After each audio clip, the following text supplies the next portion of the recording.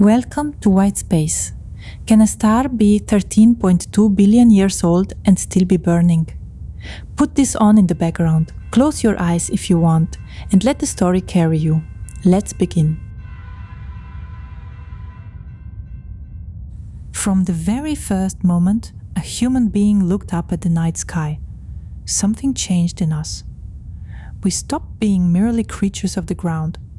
Something in that darkness above asked a question that has never been fully answered. What is out there? Over thousands of years, we built instruments to see further. We developed mathematics to describe what we could not reach. We launched machines into the void on our behalf. And yet the universe, patient and indifferent, keeps revealing that our models are incomplete, our assumptions are premature, and the cosmos is far stranger than we imagined. Today we are going to leave our solar system behind. We are going to travel to objects that challenge our definitions, overturn our intuitions, and in some cases simply refuse to fit into the categories we have built for them. Some of these objects are dying. Some may be older than time itself allows, some might harbor life, and some release more energy in a fraction of a second than our sun will produce across its entire existence. This is a journey not just across distance, but across the outer edges of what we know. Our first stop lies roughly 550 light years from Earth in the constellation of the Swan.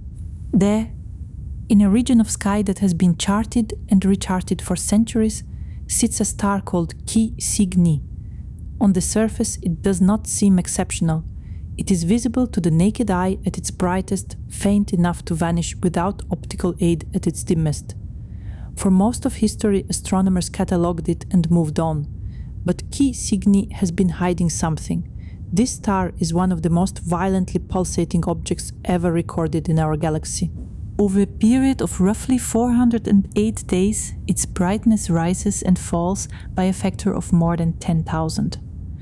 To put that in perspective, most variable stars fluctuate by factors of 2, perhaps 10.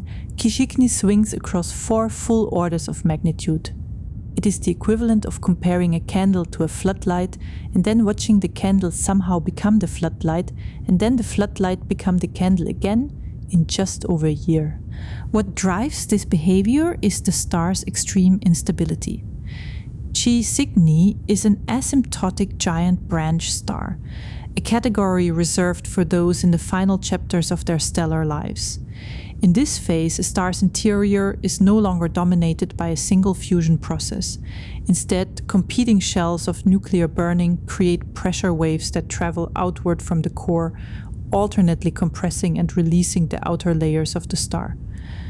The result is a rhythmic expansion and contraction that makes the star breathe, in a sense, though each breath spans hundreds of millions of kilometers. At its largest, Chi Cygni swells to a diameter roughly 540 times that of our Sun. If placed at the center of our solar system, it would engulf Mercury, Venus, Earth, Mars, and extend well into the asteroid belt. The surface temperature at this distended maximum barely exceeds 1500 degrees Kelvin, cool enough that molecules of titanium oxide form in the outer atmosphere, giving the star a deep ruddy color when viewed through a telescope. But here is what separates Chi Cygni from ordinary pulsating variables. Observations made using optical interferometry, a technique that combines light from multiple telescopes to achieve extraordinary resolution, have revealed that this star does not expand symmetrically. Its surface is mottled with massive convection cells, regions where hot plasma rises from the interior and spreads outward before cooling and sinking again. These cells are not small. Each one covers a substantial fraction of the visible stellar disk. The surface of Chi Cygni at any given moment looks less like a smooth sphere and more like a slow-motion storm system wrapped around an object the size of a small solar system. Every cycle of expansion sheds mass. Layers of the star's outer envelope are blown off into surrounding space, forming an expanding shell of gas and dust. Over millions of years, this process will strip away the star's outer structure entirely, leaving behind a slowly cooling core. But for now, Chishidni continues its pulsation, brightening and dimming on its own internal clock, offering astronomers an extraordinary window into stellar death. Variable stars like Chishidni are not merely curiosities. They are, in a very real sense, measuring instruments. The relationship between their pulsation period and their intrinsic brightness allows astronomers to calculate distances across the galaxy with a precision that would otherwise be impossible. Before these relationships were understood, the scale of the Milky Way itself was uncertain by orders of magnitude. The strange rhythms of dying stars turned out to be the ruler with which we measure the cosmos. Not everything that forms in a stellar nursery manages to become a star. Between the realm of gas giants and the threshold of genuine stellar ignition, there exists a class of objects that occupy a kind of cosmic middle ground. They are born in the same way as stars, from the gravitational collapse of interstellar gas clouds, but they never accumulate enough mass to sustain the hydrogen fusion reactions that define a true star. These are brown dwarfs, and they are far more common than most people realize. To understand what a brown dwarf actually is, it helps to understand what it narrowly failed to become. When a collapsing gas cloud reaches a critical mass threshold, roughly 7 to 8% of the Sun's mass, hydrogen fusion ignites in the core. A chain reaction begins that can persist for billions or even trillions of years. This is the engine of a star. Below that threshold, hydrogen fusion never establishes itself as a stable, self-sustaining process. The object glows for a while, radiating the heat of its collapse and burning through limited reserves of deuterium and lithium. But it has no long-term power source. It is a brief, dimming fire. Brown dwarfs were theorized decades before the technology existed to find them. They emit most of their light in the infrared wavelengths that human eyes cannot perceive, and that Earth's atmosphere complicates considerably. For years they were called missing objects, a predicted category with no confirmed members. That changed in 1995 when the brown dwarf TAID 1, embedded in the Pleiades star cluster, became the first confirmed discovery of its kind. Others followed rapidly as infrared detector technology improved. One of the most remarkable brown dwarfs known today goes by the catalog designation WISE J08550830714442.5, discovered in 2014 using data from NASA's Wide Field Infrared Survey Explorer satellite. This object holds the record as the coldest brown dwarf ever found, and also one of the closest, lying just 7.2 light years from Earth. Its surface temperature is estimated at somewhere between -48 and -13 degrees Celsius. That is colder than the surface of some planets. It radiates almost no visible light whatsoever. Without infrared detectors, it would be entirely invisible against the background of space. The existence of objects this cold raises an immediate and practical question. How many more of them are there that we simply haven't detected? Brown dwarfs emit so little light that unless one happens to pass close enough to appear in an infrared survey, it could wander space indefinitely unobserved. Current estimates suggest there are roughly as many brown dwarfs in the Milky Way as there are ordinary stars, somewhere between 25 and 100 billion objects. The majority of them have never been detected. They drift through the galaxy in silence, too warm to be planets, too cool to be stars, occupying a category that astronomy had to invent specifically to accommodate them. Their internal physics is stranger than either stars or planets in some respects, because brown dwarfs cannot sustain core hydrogen fusion. They cool continuously from birth. Their outer atmospheres change character as they cool, progressing through temperature regimes where different chemical species condense and dominate. In the hottest brown dwarfs, metallic oxides form at lower temperatures, Water clouds appear. In the coldest ones, ammonia clouds condense, similar in some ways to what we see in the atmosphere of Jupiter. The boundary between a very cold brown dwarf and a very large gas giant planet is genuinely blurry, not just in terms of our ability to detect them, but in terms of their fundamental physical properties. Some astronomers have proposed that the distinction between brown dwarfs and rogue planets should be based not on mass or temperature, but on how the object formed. A brown dwarf condenses from its own collapsing gas cloud. A rogue planet was ejected from a planetary system. But observationally, the two are nearly indistinguishable. When a star like our Sun exhausts the last of its fuel, it does not explode. It swells, sheds its outer layers, and leaves behind a remnant. That remnant is a white dwarf, and it is one of the most densely packed stable objects in the universe. A white dwarf contains roughly the mass of a star compressed into a volume comparable to the Earth. A teaspoon of white dwarf material extracted and somehow placed on a table would weigh several tons. The object is held up not by any ongoing nuclear reactions, but by quantum mechanical pressure, a repulsion between electrons that is a consequence of the laws governing how matter behaves at extreme densities. This is a different kind of stability than what keeps ordinary stars from collapsing. It is a stability written into the very fabric of quantum physics. When white dwarfs form, they are intensely hot.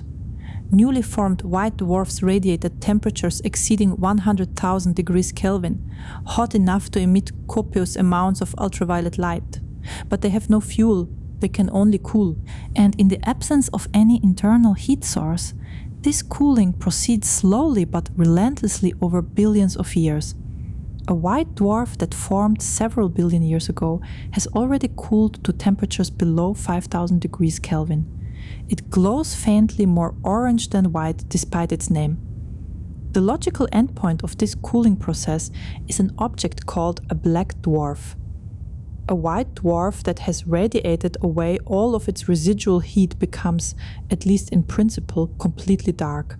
No light, no heat, just a ball of quantum pressure-supported matter, floating silently in space. Here is the striking part. The universe, at 13.8 billion years old, is not yet old enough to have produced any black dwarfs.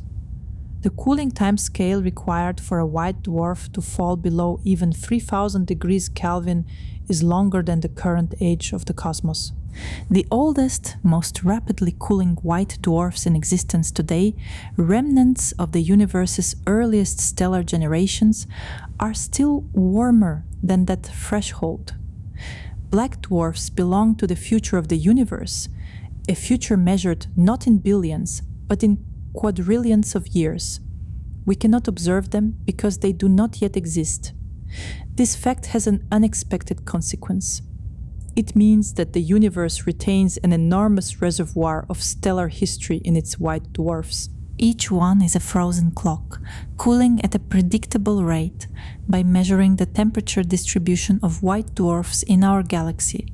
Astronomers can trace the history of star formation across billions of years. The coldest white dwarfs mark the oldest epochs of star birth. They are not merely dead stars, they are records. Two candidates for the coldest known white dwarfs have been studied in detail. One of them, catalogued as WD-J21474035, was identified as recently as 2022.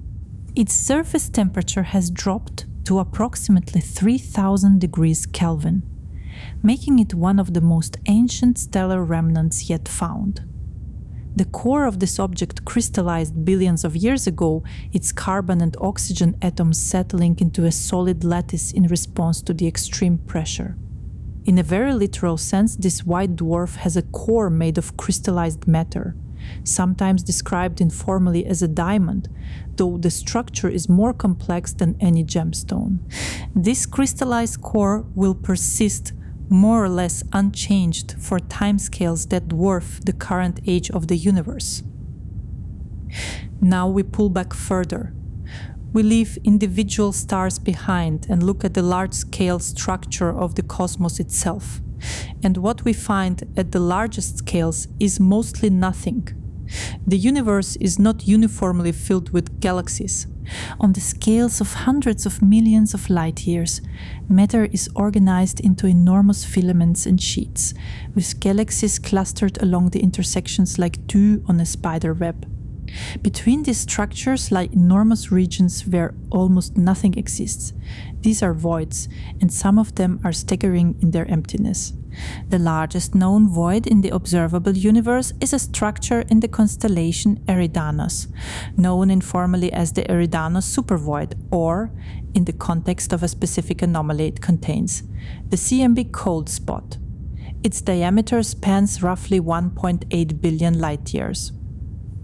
To convey what that number means in human terms is almost impossible, but consider this. The light that left one edge of this supervoid when the universe was young has not yet reached the opposite edge. It is still traveling. The supervoid is, in a sense, larger than any message that has been sent across it. The Eridanus supervoid was not identified purely by its lack of galaxies. It came to scientific attention because of an anomaly in the cosmic microwave background radiation, the faint glow of heat left over from the early universe. Across the sky, this radiation is remarkably uniform, but in the direction of Eridanus there is a region significantly colder than average. This cold spot has puzzled cosmologists since it was first identified by the WMAP satellite in the early 2000s.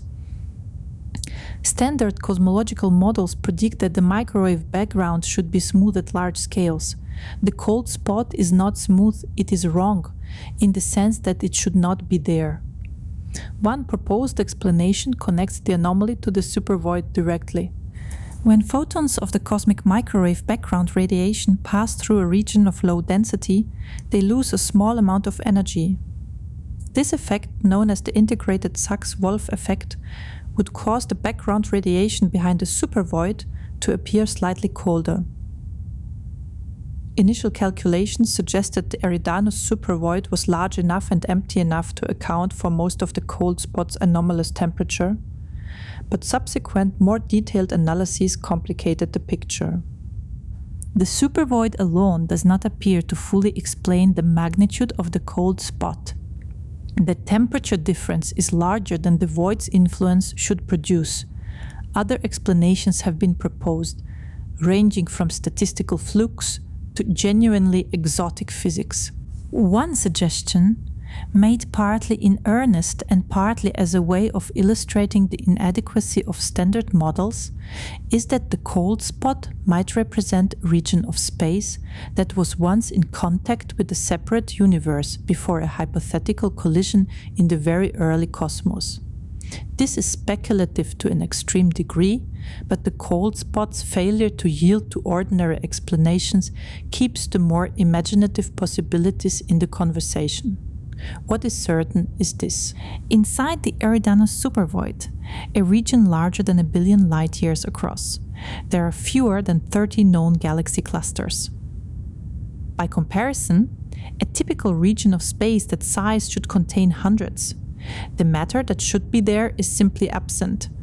Whether it was never there to begin with, whether it migrated outward under the influence of the supervoid's own gravitational peculiarity, or whether something else happened entirely remains an open question. Among all the paradoxes that astronomy has produced, the age paradox of an ancient star known as HE 123G901 stands as one of the most elegant and unsettling. This star, located roughly 7,500 light-years from Earth in the constellation Libra, was identified as extraordinarily old, using a technique called nucleochronometry, a method of stellar dating that reads the ratio of radioactive elements in a star's spectrum the same way archaeologists read carbon-14 in ancient material. The dating relies specifically on measuring the ratio of europium to osmium and iridium, radioactive elements produced only in the extreme conditions of neutron-star collisions and the deaths of massive stars. These elements decay at known rates, By measuring how much of each remains in the spectrum of HE 50533901, astronomers calculated its age at approximately 13.2 billion years. That estimate carries uncertainty of several hundred million years in either direction. But even at the low end of the range, the star was born very early indeed, within the first billion years of the universe's existence. What makes HE 1523-9901 particularly important is that it belongs to a class of objects called metal-poor stars. In astronomical terminology, every element heavier than hydrogen and helium is called a metal. Metal-poor stars formed in an era when the universe had not yet generated much of anything heavier than these two lightest elements. The first generation of stars, sometimes called population 3 stars, would have been made of almost pure hydrogen and helium, with essentially no metals at all. We have never directly observed a population 3 star. They all lived fast and died violently. But their deaths seeded the interstellar medium with heavier elements, and the next generation of stars, population 2, formed from this enriched material. He 1523-999 is a population 2 star, one of the earliest survivors we have ever identified. Its continued existence is remarkable in itself. Most stars born in the early universe were massive, and massive stars die quickly. A star 10 times the mass of the Sun lives for only about 30 million years before exploding as a supernova. He 1523-901 survived because it was born at a modest mass, less than that of our own Sun. Low-mass stars burn slowly and live extraordinarily long. This one has been burning for nearly the entire age of the universe. In that time, it has orbited the center of the Milky Way many hundreds of times. It has been present through the formation of every other star in our galaxy. It existed before the Earth had even begun to coalesce from the disk of gas and dust surrounding the young Sun. When the first multicellular life appeared in Earth's oceans, H 1523-0901 had already been burning for 9 billion years. And it continues. The star's spectrum tells us something else. The abundance of elements heavier than iron in its atmosphere is extraordinarily low, consistent with a universe that had not yet had time to build up its chemical complexity. Reading the spectrum of HE 1523-0901 is in some ways like reading a sample of the early universe, a snapshot of a cosmos that was still in its chemical infancy. The iron that makes up a significant fraction of the Earth's core, the calcium in our bones, the oxygen in the air. None of these elements existed in significant quantities when 1523-0901 was born. They were made later in the explosions of stars that lived and died while this one watched. We now turn outward past our galaxy's boundaries toward one of the most compelling objects in the growing catalogue of worlds beyond our solar system. The story of how we came to find these worlds is itself remarkable. For most of human history, the existence of planets around other stars was assumed but unproven. The distances involved made direct observation effectively impossible. A planet orbiting a distant star is something like a mosquito flying near a lighthouse.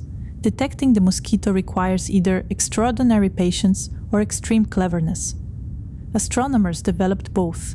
The radial velocity method listens for the tiny wobble a planet induces in its parent star. The transit method watches for the faint dimming of starlight when a planet crosses the stellar disk. These techniques, combined with the data from missions like NASA's Kepler Space Telescope, produced an extraordinary result. Planets are not rare, they are common. Almost every star in the Milky Way appears to host at least one planet, and a significant fraction host planets in what astronomers call the habitable zone, the range of orbital distances where liquid water could theoretically exist on a rocky surface. One of the most studied candidates in this habitable zone is Kepler 442b, an exoplanet roughly 1200 light-years away in the constellation Lyra. It orbits a K-type star slightly cooler and smaller than our Sun, completing one orbit every 112 Earth days. Its diameter is estimated at 1.34 times that of Earth, placing it firmly in the super-Earth category, a world larger than ours but likely rocky rather than gaseous. Kepler 442b consistently scores near the top of indices designed to quantify the potential habitability of exoplanets. Its parent star is stable and long-lived, meaning life would have had time to arise and develop if conditions were favorable. The amount of stellar radiation it receives falls within a range where water could remain liquid at the surface under atmospheric conditions broadly similar to Earth's. It is not tidally locked as far as current models can determine, meaning it likely experiences a day-night cycle rather than keeping one phase permanently sunlit. But what would life actually experience on Kepler 442b if it exists? The higher surface gravity of a world 34% larger than Earth would have profound effects on any biosphere. Plants would be shorter, root systems stronger, animals would develop thicker limbs and more robust skeletal structures to support their weight. The atmosphere would likely be denser, providing more insulation but also reducing the amount of ultraviolet radiation reaching the surface, since a thicker atmosphere absorbs more energetic light. The sky might appear somewhat different in color depending on the composition of atmospheric gases, perhaps a shade closer to orange or pink at the horizon if the atmospheric density causes more scattering of shorter wavelengths. The parent star of Kepler 442b, being cooler than our Sun, emits proportionally more of its light in infrared wavelengths and less in blue and violet. Photosynthetic organisms on the surface, if they exist, would face a different energetic environment than plants on Earth. The optimal strategy for harvesting light from a cool, orange-tinged star might involve pigments that absorb at different wavelengths. Some researchers have speculated that plants on worlds orbiting K-type stars might appear black or very dark to human eyes, because absorbing the full available spectrum of dim, red-shifted starlight would require capturing wavelengths that plants on Earth typically reflect. These are speculations grounded in genuine physics, but extending well beyond what observations can confirm. The direct detection of biosignatures on a world 1200 light-years away remains far beyond current technology. But the study of worlds like Kepler 442b serves a practical purpose. It narrows the space of possibilities. By understanding what physics and chemistry allow, we build better frameworks for knowing where to look and what to look for. We should pause here and acknowledge something about the framework we have been building. Every object we have visited on this journey, Chi Cygni and its pulsing immensity, the cold brown dwarf drifting invisibly through nearby space, the crystallizing remnants of ancient stars, the billion light-year void with its inexplicable cold, the ancient survivor from the universe's first billion years, the potentially inhabited world orbiting an orange sun, all of these have been described using the tools of observation, inference, and the mathematics that connects the two. But we are also in a period of genuine cosmological uncertainty that is easy to understate. The universe is expanding. That much has been established beyond reasonable doubt. But the rate at which it is expanding, described by a number called the Hubble constant, refuses to yield a single consistent value depending on how it is measured. Measurements based on the properties of the cosmic microwave background, the oldest light in the universe, produce one value. Measurements based on the distances to nearby galaxies produce another value that is systematically higher. This discrepancy, called the Hubble tension, is not small enough to be explained by measurement error alone. It may indicate something genuinely wrong with our cosmological model. If the expansion rate is higher than the cosmic microwave background suggests, the universe is younger than we think. And if the universe is younger, then the oldest stars in our catalog are uncomfortably close to the age of the universe itself. The paradox is real, not in the sense that a star can actually be older than the universe, but in the sense that our measurements of both the star and the universe cannot currently be reconciled without acknowledging that something in our understanding is incomplete. We turn now to the most violent events the universe is known to produce. When our Sun eventually dies in roughly 5 billion years, it will shed its outer layers and leave behind a white dwarf. This is the quiet ending available to stars of modest mass. But the universe has always harbored much larger stars, and the deaths of large stars are not quiet. A massive star, one containing 8 or more times the mass of our Sun, burns through its fuel rapidly and explosively. When the fuel runs out, the core collapses in a fraction of a second. The outer layers, no longer supported by radiation pressure from within, fall inward and then rebound in a catastrophic explosion called a supernova. In these brief moments, a single star can outshine its entire galaxy of hundreds of billions of stars. The material ejected in a supernova blast travels outward at velocities between 10,000 and 30,000 kilometers per second. It carries with it the products of the star's entire lifetime of nuclear burning: carbon, oxygen, neon, silicon, sulfur, calcium, iron. These elements disperse into the interstellar medium and eventually become the raw material for new stars and new planets. Every atom of iron in the Earth's core was produced inside a star that died in a supernova billions of years ago. Our planet and we ourselves are in the most direct and physical sense the remnants of stellar explosions. But supernovae, for all their violence, are not the most energetic events in the universe. That distinction belongs to gamma-ray bursts. Gamma-ray bursts are transient flashes of high-energy radiation that, in their brief duration, release more energy than our Sun will radiate over its entire 10 billion-year lifetime. They last anywhere from a fraction of a second to several minutes. And then they vanish, leaving behind a fading afterglow in lower energy wavelengths that can persist for hours or days, before it too fades below detection. The existence of these events was discovered not by astronomers seeking them, but by military satellites. During the Cold War, the United States deployed a series of satellites called Vela, designed to detect the gamma-ray signatures of nuclear weapons tests conducted in violation of international treaties. The Vela satellites did not find nuclear tests in space. What they found instead, beginning in 1967, though not declassified and published until 1973, was a population of intense gamma-ray flashes arriving from random directions in the sky, clearly originating from far outside the solar system. For decades, the origin of these bursts was deeply contested. Were they relatively nearby within our own galaxy, or were they cosmological in origin, meaning billions of light years away? The question mattered enormously because the answer would determine how much energy each event actually released. A nearby burst would be energetically ordinary. A burst from billions of light years away, bright enough to be detected at that distance, would be releasing energy on scales that challenged existing physics.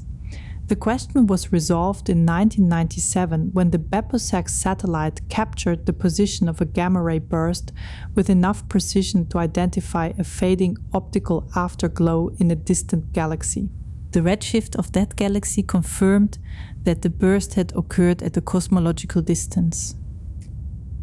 Gamma-ray bursts are the most energetic explosions in the observable universe. The energy released in the briefest examples rivals the rest mass energy of an entire solar mass converted entirely to radiation. The physical mechanism behind them depends on the type of burst. Long gamma-ray bursts lasting more than 2 seconds are produced when massive stars collapse directly to black holes. As the core collapses, material that cannot fall directly informs an accretion disk. And the geometry of this situation, combined with the black hole's magnetic field, channels a narrow jet of material and radiation outward along the rotational axis of the collapsing star. This jet, moving at very close to the speed of light, punches through the star's outer layers and produces the gamma-ray burst. Short gamma-ray bursts, lasting less than 2 seconds, are produced when two neutron stars in a binary system spiral together and merge. The merger produces a similar jet geometry and a similar burst, but over a shorter timescale. In either case, the gamma-ray beam is narrow. A gamma-ray burst is not an omnidirectional explosion in the way a supernova is. It is more like a lighthouse beam, powerful in the direction it points, invisible from the side. The implication is significant. For every gamma-ray burst we detect, many more must be occurring in directions that miss the Earth entirely. The observed rate of roughly 1 detectable burst per day represents only a fraction of the total. The threat that the nearby gamma-ray burst would pose to life on a planet is substantial. The gamma-ray and X-ray radiation in such a burst would strip away the ozone layer of any world it encountered, exposing the surface to intense ultraviolet radiation from the host star for months or years afterward. Some researchers have proposed that one or more of the mass extinction events in Earth's geological past may have been triggered by a gamma-ray burst at a distance of a few thousand light-years. The Ordovician mass extinction, which occurred roughly 450 million years ago and eliminated about 85% of marine species, has been suggested as a candidate, though the evidence is circumstantial. No direct fingerprint of gamma-ray burst damage has been identified in the fossil record. What is clear is that gamma-ray bursts represent a genuine long-term hazard for the development of complex life in regions of the galaxy with high rates of massive star formation. In the denser, more active inner regions of spiral galaxies, gamma-ray burst rates are higher, and the probability of a nearby event occurring within the lifetime of a developing biosphere is significantly elevated. Our own location in the Milky Way, in a relatively quiet outer arm, may be one of the reasons complex life had the time and stability it needed to develop on Earth. We have now visited dying giants, failed stars, ancient remnants, impossible voids, worlds that might harbor life, and explosions that rewrite the scale of violence the universe is capable of. What can we say at the end of this journey about the picture they form together? First, that the universe is organized in ways that are not intuitive from a human perspective. The largest structures are mostly empty. The most energetic events are brief beyond description. The most enduring objects are the quietest and darkest. Matter at the smallest scales obeys rules that have no analogy in daily experience. And those rules are responsible for objects as different as a crystallizing white dwarf and a neutron star merger that triggers a burst of gamma radiation detectable across 10 billion light-years. Second, that we are in a period of science in which the instruments have advanced faster than the theoretical frameworks built to interpret their results. The Hubble tension is not resolved. The origin of the Eridanus cold spot is not explained. The role of dark matter and dark energy in the large-scale evolution of the universe is not understood in the way that the role of nuclear fusion in stellar evolution is understood. We have data that our models cannot fully account for. That is not a failure. It is a prompt. Third, and perhaps most importantly, that the catalog of strange objects in the universe is not shrinking as science advances. It is growing. Every new instrument, every new wavelength regime, every new detection technique reveals a new category of object that was previously invisible to us. Brown dwarfs were theoretical for decades, fast radio bursts.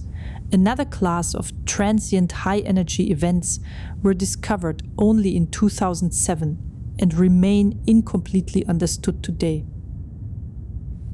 Gravitational wave astronomy, opened by the detection of a neutron star merger in 2017, has created an entirely new way of observing the universe and has already produced results that conventional telescopes could not have provided. We are not near the end of this catalog. We are at an early point in it. The objects described here are among the most extreme and bizarre things currently known to science. But they are almost certainly not the most extreme and bizarre things that exist. They are the most extreme and bizarre things within reach of our current instruments. Beyond that reach, a far larger unknown continues to expand, carrying with it answers to questions we have not yet thought to ask, and questions we will not be able to formulate until we find the answers to the ones we have now. The journey outward is still underway. It has barely begun,